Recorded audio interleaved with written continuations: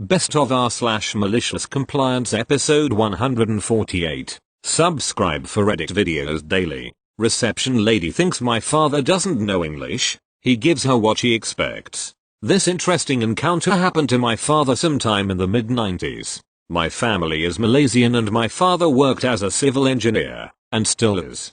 He led his company's hydro department and was responsible for contracting supplies for his turbine project. Looking for a supplier, a good college friend of his was the managing director of a turbine company based in Texas, and he personally invited my dad to meet and survey some products at his company there for his upcoming hydro project. Now the thing about my family, and most Malaysians in general, is that we are fluent in English. It's our second language. And with my dad studying engineering in Sunderland for 4 years, I could definitely say his English is way above others. So, my father and some of his employees took the trip from Kuala Lumpur to Houston, and the first thing they faced when entering the company's lobby was this American lady at the reception. She looked at my father's Asian complexion and condescendingly tried to take on a stereotypical Asian accent to attempt to communicate with him. My dad's co-workers behind him were all like, oh no she didn't, and were embracing themselves for the inevitable comeback at this racist remark.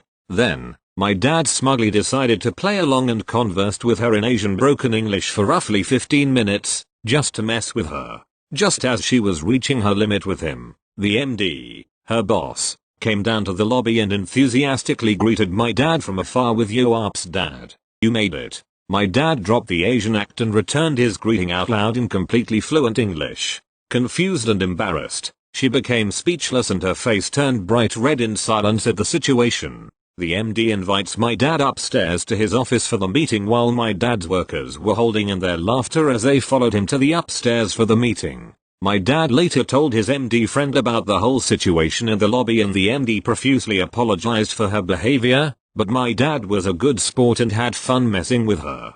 Later that month, my dad came back for another meeting and found out that the MD took no excuses from her and fired her that very same week for basically insulting their foreign customers. Thank you. Next. Woman versus mechanic. Hope this fits here. The compulsory I'm on phone, English blah blah blah. PLS excuse my mistakes and sorry it's long. A couple years ago my car trunk was badly dented after someone hit me from behind. He was texting and didn't realize I stopped at an intersection. Obviously his insurance agreed to cover all damages. Brought my car, which was merely 4 months old, back to the original dealership for repairs. Important for later, the repair center is right next to a big lot where they stored the cars not on display. Fast forward a few weeks later, repairs were done and they called me to pick up the car. During inspection to make sure everything was fixed, I discovered that the trunk lock latch was not working properly. I mentioned this to the mechanic that was inspecting my car with me, and I will never forget what he said to me. Quoting his exact words, he said, "Mom, with your 4 doors shut and all your windows up, it creates a pressure which makes it difficult to open your trunk door." I was speechless for a few seconds, then told him I may be clueless about cars, but that's not how my trunk door functioned prior to the accident. He kept trying to convince me I was wrong and that nothing was wrong with the latch, and I kept insisting there was something wrong. The supervisor saw us arguing and came over to ask what's wrong. The mechanic explained to him that I refused to accept that nothing is wrong with the door latch. The supervisor then told me I can walk around the storage lot and open some of the trunks of the same model car as mine to feel that mine works the same. He then asked the mechanic to walk with me and added, "As a matter of fact she can pop open every trunk."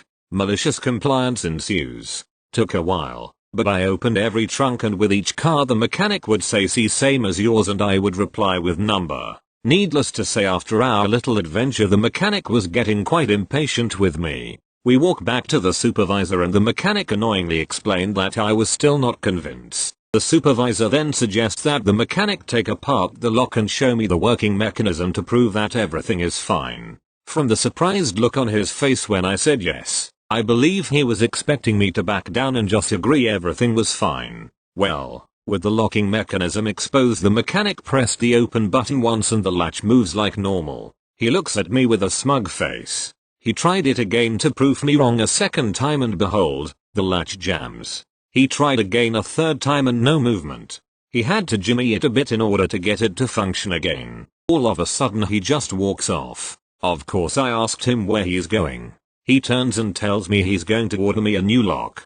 Being disgusting, I replied with, but why do that when with my 4 doors shut? And before I can finish he told me to please stop. He is already doing what needs to be done. I smugly smiled and kept my mouth shut. Thank you. Next. You want a dirty room? Okay. For starters, I'm 18 and just graduated. My family is military, so I won't get a job until our last move, which is thankfully this next one. My brother is 17 and can be a real jerk. He's super picky about everything. From food, his french fries cannot touch his burger, to his room. Coming in a bit. We thought he was on the spectrum and got him tested, but he wasn't even close. Which is strange, right? Anyways, in order to earn my keep at home as an adult with no job, I clean the house, sometimes make dinner, etc. My brother, however, has always told me not to touch his things. When I first vacuumed his floor, I had to move so many things just to see it.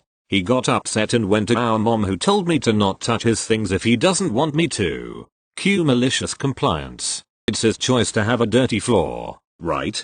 And he doesn't want me to touch everything that covers it? Fine. This whole quarantine I haven't cleaned his room one. Just yesterday my mom asked me to clean it, because I follow the rules I told I couldn't. He doesn't want me to touch his things. Fine. Clean it yourself. Thank you. Next. Double billing. I have a close friend who is an executive director for a small state trade association. There is a national trade association for this same industry, but the two associations are independent of each other. The national trade suggests that the two associations partner on an event in her state and split the profits. Executive director agrees. They spend months planning the event together. About a month after the event, she receives a bill in the mail from the national trade. It seems they kept track of every phone call during the planning. They itemize all the planning sessions in 15-minute increments. Apparently, that is their minimum charge. Executive director was incredulous. She called the national trade demanding an explanation. Their response was that she should bill them for her time as well. Executive director replicates their bill in its entirety, including the hourly billing rate on the state trade's letterhead. Executive director includes a letter suggesting that, since their bills cancel each other out, it might be best for both of them to void the bills. The national trade never responded back, and executive director never paid their bill. She now refuses to partner with them on events. Edit. Removed acronyms to comply with rule number 8. Thank you. Next. My friend isn't allowed to be the female in our play. No worries, I will gladly swap places with her. Hello Reddit peeps, hope you all are doing amazing. So I was reminiscing about the good old days with my friends the other night, and we got onto the topic of my best friend Mandy's ex-girlfriend.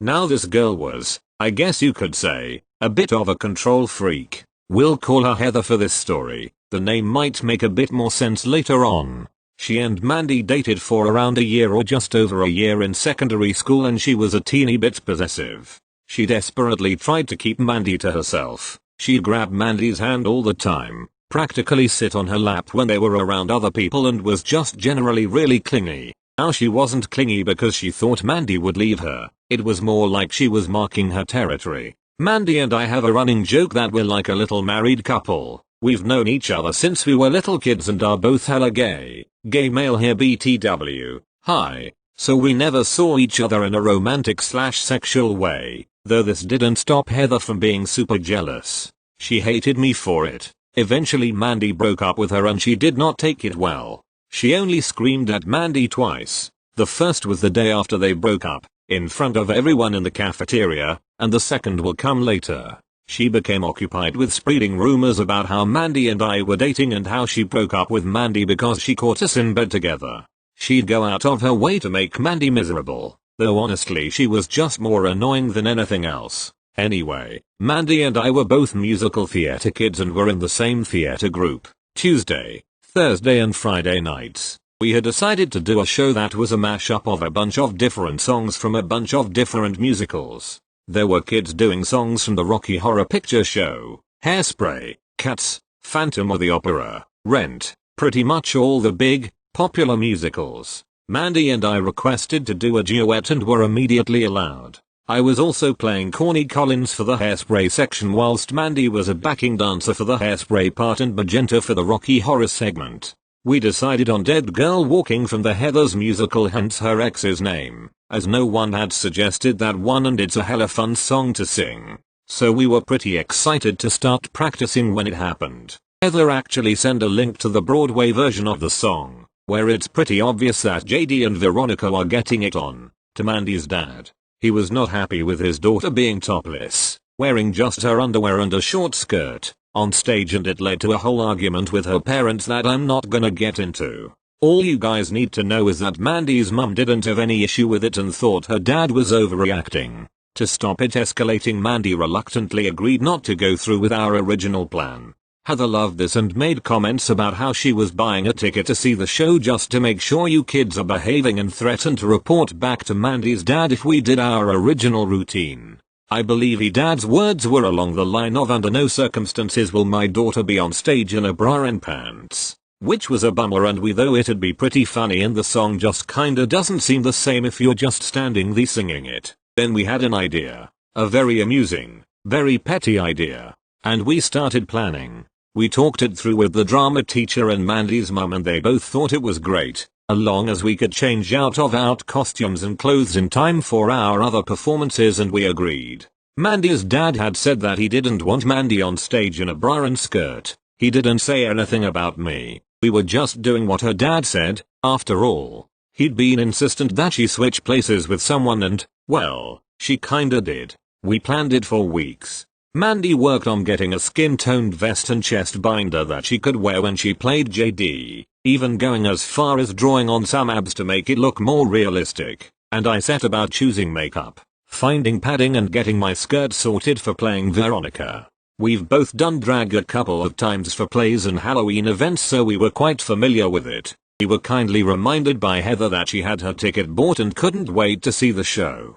It was gonna be great. Heather got mad when she saw someone standing too close to Mandy. Imagine her surprise when she came to a show, expecting to see Mandy and I standing awkwardly singing at opposite sides of the stage, but instead saw us in drag pretending to be getting it on whilst singing a pretty damn suggestive song. I should point out that we had both not long turned 18 and this was not a school event, so it wasn't exactly as if we were minors or breaking any school rules.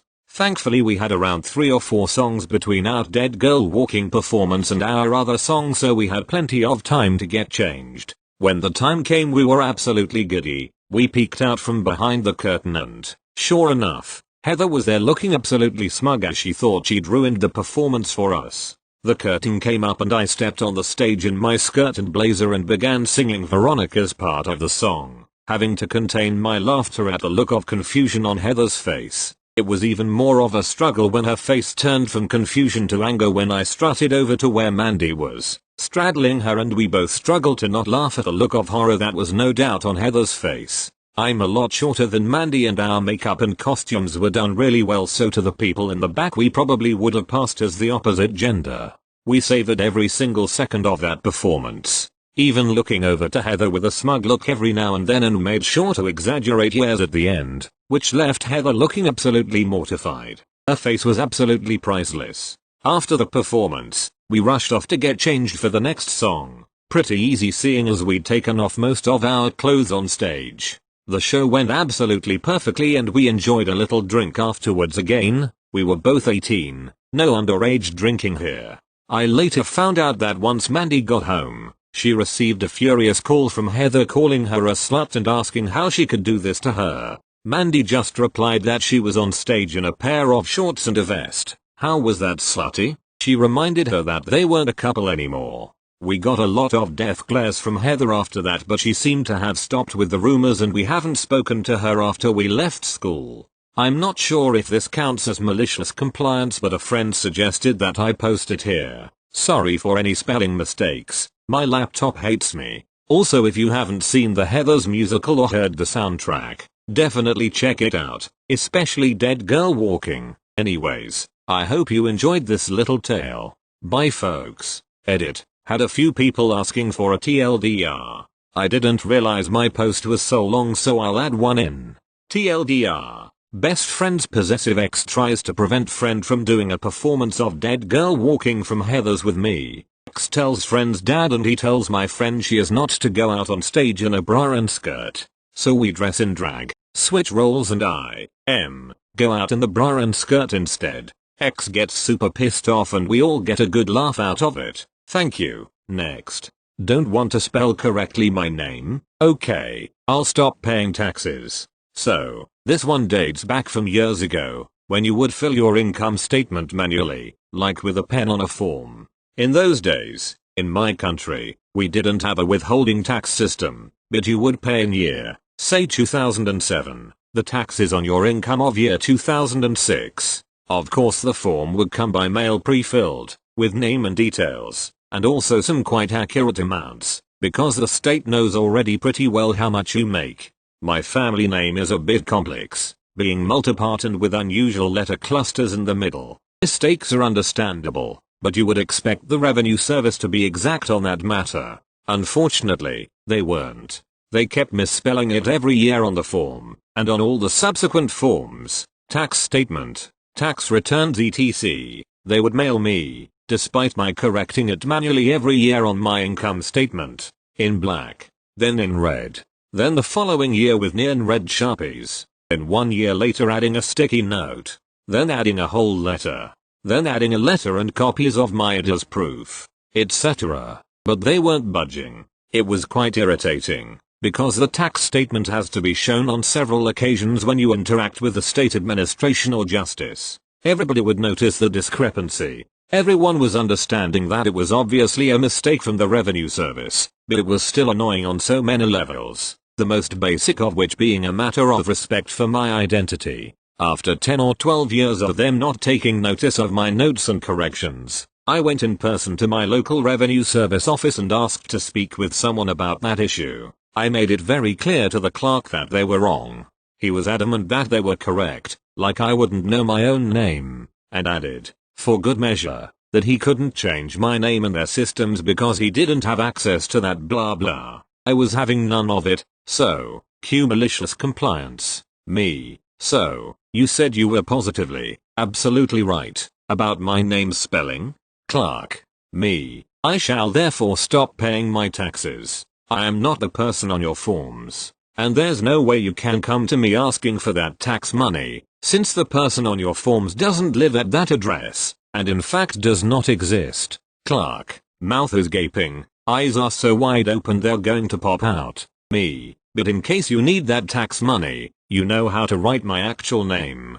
And I left with a smirk. I actually did not pay the following tax installment. In those days, you paid your taxes in 3 installments over the year.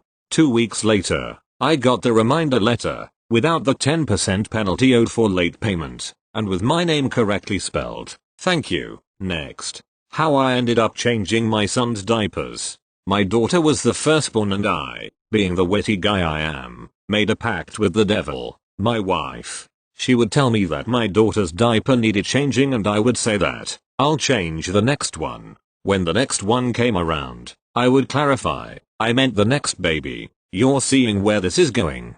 My son popped out 2 years later. To my surprise, who knew that sex led to kids? And my wife immediately reminded me of the next baby. Damn it. For the record, I did change my daughter's diapers and my son's. It was more of a running gag. Also for the new dads, stand at the head of your daughter while changing her but at the feet of your son. You'll figure out why quickly and thank me.